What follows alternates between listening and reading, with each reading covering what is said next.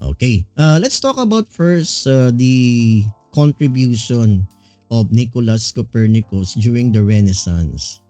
Now, remember, during the time of the Greeks, Claudius Ptolemy proposed that the Earth is at the center of the solar system, and we call it the geocentric model. No? So he came up with this geocentric model of the universe, placing the Earth at the center.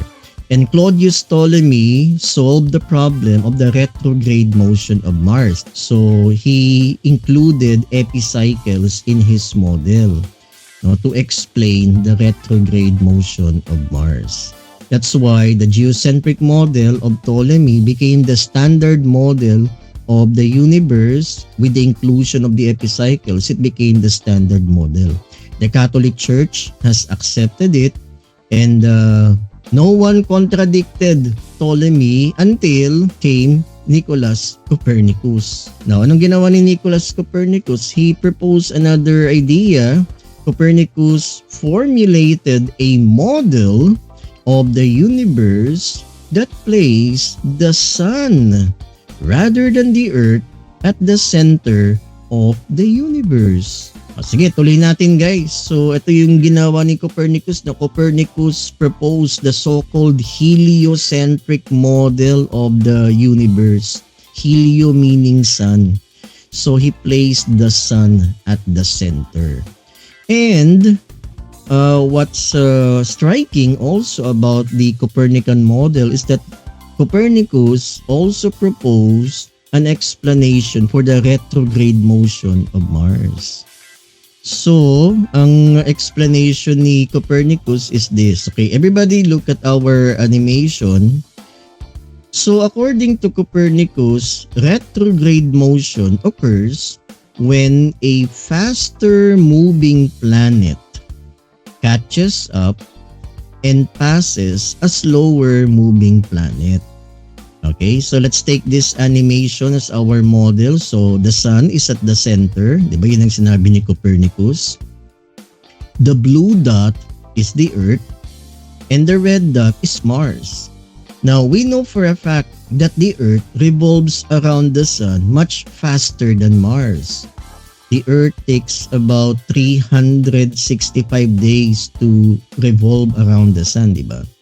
Mars takes a little longer, mga 600 plus days, no, to complete one revolution around the sun. So mas mabilis yung Earth. So since the Earth revolves around the sun faster, the Earth tends to overtake Mars. And nakikita niya na in-overtake ngayon niya yung Mars. So, from our perspective, pag na-overtake natin yung Mars, we would observe Mars doing a U-turn. Ayan, no? Parang nag-U-turn yung Mars sa kalawakan.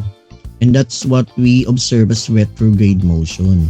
So, according to Copernicus, kaya nag-retrograde motion si Mars because the Earth catches up and passes Mars, no, ino-overtake niya yung Mars. So from our perspective, we would see Mars doing a retrograde motion. So yan yung kanyang explanation, guys. And if you will notice, he did not included epicycles. Wala siyang binanggit na epicycles. Talagang bagong-bago itong explanation niya. Alright? So yan, walang epicycles tapos linagay pa niya yung sun sa gitna. O, diba? So, he really contradicted Ptolemy here. Ayan, no? So, that's how we explain retrograde motion. Retrograde motion occurs when a faster moving planet like the Earth catches up and overtakes a slower moving planet like Mars. So, from our perspective, we would observe Mars doing a retrograde motion with respect to the stars. Yan. So, Copernicus contradicted Ptolemy. So, yan, yung Earth, ino-overtake niya yung Mars. So, from our perspective here on Earth, we would observe Mars doing a retrograde motion. Ayan, no? Alright, so, fantastic, isn't it? So, this model made by Copernicus helped explain the retrograde motion of Mars. And Copernicus came up with the book. Doon niya linagay yung explanation niya. So Copernicus finished the first manuscript of his book, De Revolutionibus Orbium Coelestium, or On the Revolution of Heavenly Spheres in 1532. And what's the impact of that book, guys? So the church got mad kasi kinontra nila yung standard model, di ba? So the Catholic Church banned that book in 1616. Naghalit ang simbahan kay Copernicus. Kasi nga kinontra niya si Ptolemy. Diba? So there, guys, the church banned the book in 1616. So that was the fate of Nicholas Copernicus. Ang kulang na lang ni Copernicus is to back it up with more evidence, to back up the Copernican model with evidence. And that evidence will be provided by Galileo. Yan. So maghihintay pa tayo ng mga ilang taon bago dumating si Galileo with the evidence to back up the Copernican model. Okay, so this was his book on the revolution of heavenly spheres, which was banned in 1616 by the Catholic Church. So let's talk about now the contribution of Tycho Brahe in astronomy. Yan, ito yung mga magagandang kwento during the Renaissance. The contribution of Tycho Brahe. Okay, so Tycho Brahe had an uncle.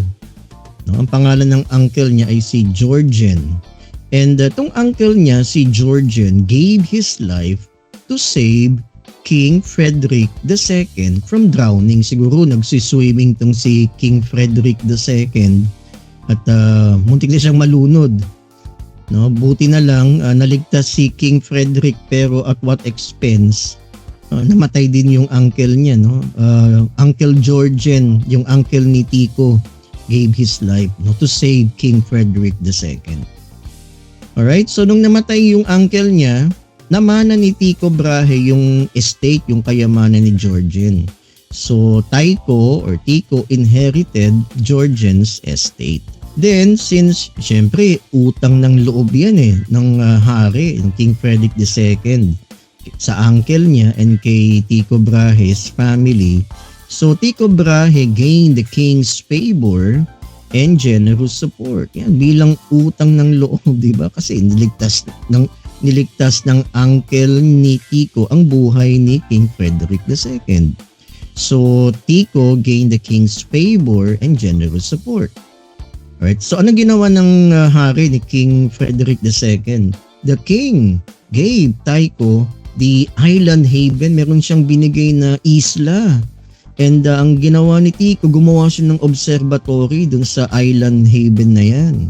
Tycho built a castle on the island called Uraniborg after the goddess of the sky, Urania. In other words, mayaman si Tycho Brahe. Biruin niya, binigyan siya ng island ng hari at gumawa siya ng observatory on that island. So here is an illustration of that island observatory, Uraniborg. So ito yung kanyang observatory. May parang bar dyan Kasi si Tycho Brahe mahilig sa night out, mahilig siyang uminom. Medyo party boy ito si Tycho Brahe. Okay? And nandiyan lahat yung mga astronomical instruments niya dun sa kanyang observatory. So, may kwento dito si Tycho Brahe. So, one time, he is in a drinking spree with his students. Kaya lang, may nangyari. So, may argument between Tycho Brahe and one of his students. Ang pinag-awayan nila is a mathematical problem. Ayun, no? So, yun ang pinag-awayan nila, guys. No? So, they argued on a certain mathematical problem. Si Tycho Brahe kasi hindi naman siya ganun kagaling sa math. No, mayroon siyang alam sa math pero hindi siya ganun ka-expert. So, nag-away ngayon sila ng estudyante. So, para masettle yung away, sige, nag-espadahan sila. No, nagkaroon sila ng sword fight or sword duel. And unfortunately, he lost his nose in that matte-fueled duel. Diba? So, natapyas guys yung ilong niya. So, here is Tycho Brahe with a prosthetic nose. Ayan, no? So, kasi natapyas, ginamit niya yung kayamanan niya. Mayaman naman si Tycho Brahe. So, he used his wealth and yan, nagpagawa siya ng prosthetic nose. Okay, so, if you will Google the man with the iron nose, ang lalabas dyan ay si Tycho Brahe. Ayan, so he's the so-called man with the iron nose. He lost his nose because of a matte-fueled sword fight. And this inspired Shakespeare to write Hamlet. I'm not familiar with the story of Hamlet. Okay, hindi ko alam kung may away din dun sa story na yan ni Shakespeare. So, let's continue. And si Tycho Brahe made many astronomical instruments to help him with his naked eye observations. Like this one. This is called a quadrant. No, from the word quarter, a quarter of a circle. Ayan, no? So, ang tawag dito ay quadrant. This was used to measure the angular distances of stars. Yan, parang parang sextant noon. So marami silang ganyan sa observatory niya, maraming quadrant na malalaki. No, the bigger the better, mas accurate nga yung reading pag malaki yung quadrant. Yan, meron din silang celestial sphere. Yan, para ma-measure yung mga position ng stars. Yan, ito yung quadrant din to with his portrait pa nga. Ayan. Alright, so Tycho Brahe, because of these astronomical instruments, Tycho Brahe was known as the greatest of the naked eye astronomers. Ayan, kasi wala pang telescope noon. Marami na siyang ambag, no, sa astronomy. He's one of the greatest of the naked eye astronomers. Okay, his observations, the most accurate possible before the invention of the telescope, guys, included a comprehensive study of the solar system, especially Mars, and accurate position of more than 777 fixed stars. And in fact, Tycho Brahe made accurate calculations of the position of Mars in 1576. So medyo naging interested siya sa Mars. Na wala pang telescope noon, guys. So talagang malupit tong si Tycho Brahe. So he's one of the greatest of the naked eye astronomers. And Tycho Brahe also came up with a model of the universe of the solar system. So everybody, can you take a look at this illustration of the so-called Tychonic model? So if you will notice, the Earth is at the center. Yan yung blue dot na yan, that's the Earth. And revolving around the Earth is the moon and the sun. No, the sun and the moon revolves around the Earth. But look at the sun. The 5 visible planets, they revolve around the sun. So medyo may pagka-geocentric. No? Geocentric kasi yung Earth nasa gitna pa rin ng universe, ng solar system. No? The moon and the sun revolves around the Earth. So geocentric yan, di ba? But look at the sun. Venus, Mercury, Mars, and Saturn, they revolve around the sun. So heliocentric. So half geo, half heliocentric. Medyo nagpe-play safe dito si Tycho Brahe. Ayaw niyang mabash. Ayan, no? So that's the Tychonic model, guys, na ginawa ni Tycho Brahe. So again, this is the Earth at the center. The moon and the sun revolves around the Earth. And the 5 visible planets, Mercury, Venus, Mars, Jupiter, and Saturn, they revolve around the sun. Ayan, no? So may pagka-geocentric ito kasi yung Earth nasa gitna, and half heliocentric because the 5 visible planets, they revolve around the sun. So yan yung Tychonic model ni Tycho Brahe. Okay, and I think lately, pero nakalimutan ko na yung year, they exhumed the bones of Tycho Brahe. Baka magtanong kayo, paano ba namatay si Tycho Brahe? So one time, umiinom lang siya sa bar. So nakailang shots lang siya. Pero bigla siyang natumba. Namatay siya kagad. Oo, dun sa inuman na yan. Bigla siyang tumumbat na matay. No, na walang dahilan. No, so when they exhumed the body of Tycho Brahe, ito na lang yung mga bony remains niya, and they examined chemically the bones, you know what they found out? They discovered poison. No, naka-discover sila ng poison. I'm not sure what poison is that, pero may lason dun sa bones. So, isa lang ibig sabihin yan, guys. Pinatay siya. Nilason si Tycho Brahe. Now, ang tanong, sino ba ang suspect? Now, may isang suspect pero we don't have any proof. Hindi naman natin masuportahan ng ebidensya. Walang ebidensya pero suspect siya. May motive kasi. His name was Johannes Kepler, guys. Johannes Kepler. Alright, so sino ba tong si Johannes Kepler? Remember, guys, na si Tycho Brahe was not really good in math. So he needed an assistant to help him with his mathematical calculations. So he hired, take note guys, he hired Johannes Kepler to be his assistant, no, to help him with his mathematical calculations. Kaya lang kasi si Kepler masyadong matalino, guys. Magaling, malupit siya sa math. No, so medyo nai-insecure si Brahe. Madalas silang magtalo, no? Kaya ang linagay ko dito, Kepler and Brahe did not get along very well. Kasi nga insecure tong si Brahe, baka masapawan siya ni Johannes Kepler. No, Brahe apparently mistrusted Kepler, fearing that his bright young assistant might eclipse him, no?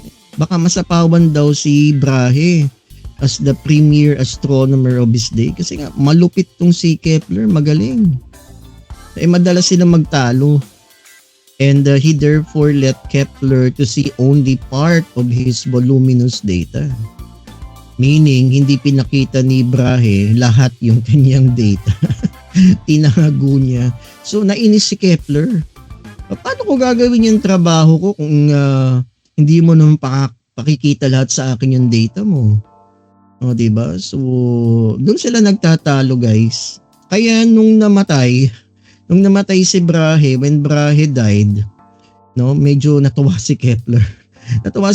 So, with that, nung namatay si Brahe, Kepler now got access to Brahe's astronomical data. Ayun, meron na siyang access, and that led him to formulate the laws of planetary motion. So, ayan. So, yun yung motibo. Alright, yun yung motibo. Kaya maraming nagsasabi baka nilason ni Kepler, pero we don't have any concrete evidence for that. Okay, so let us now briefly, tackle the laws of planetary motion. So, tatlo lang yan, guys. So, I will explain briefly. The first law is this. The first law of planetary motion is that all planets move in an elliptical orbit. So, ang orbit ng mga planets around the sun is not a perfect circle, but it's an ellipse, parang oval yung orbit. No? So, something like this. Ayan, di ba? So, may mga times na yung planet ay malapit sa sun. May mga times na malayo yung planet sa sun. So, the orbits of planets are elliptical. That's Kepler's first law. Yun lang. Ganun lang kasimple. The planets revolve around the sun in elliptical orbits. This is the second law of Kepler. Anong sinasabi dito? Ito. The speed of the planet increases. The speed of the planet increases as it nears the sun, and decreases as it recedes, meaning malayo sa araw, as it recedes from the sun. So, as the planet nears the sun, the orbital speed increases and bumibili siya. And as the planet recedes away from the sun, the orbital speed decreases. So, that's Kepler's second law. Alright? And lastly, we have Kepler's third law. So according to Kepler's third law, how long a planet takes to go around the sun is dependent on its distance from the sun. Like for example, itong blue dot, let's say that's Mercury. Did you know guys that Mercury takes only 88 days to orbit the Sun? 88 days lang, mabilis. Now, unlike the Earth, kunyari itong green na ito is the Earth. The Earth takes 365 days to orbit the Sun. Medyo matagal. Kasi mas malayo siya sa araw. Diba? Unlike Mercury. Mercury is the closest planet from the Sun and Mercury takes only 88 days to complete one revolution around the Sun. So there guys. So ito no. Orbital period ng Mercury. Pinakamalapit sa Sun, 88 days. Yung Earth, yan, medyo malayo, 365 days. Alright. Mars, doble, 687 plus days ang orbital period. Jupiter, tagal, 12 years. Pag ni-round up natin yan, 12 years to complete one revolution around the Sun. Kasi mas malayo na yung Jupiter. The farther the planet, the longer it will take to orbit the Sun. That's Kepler's third law, guys. Alright? Okay, so there.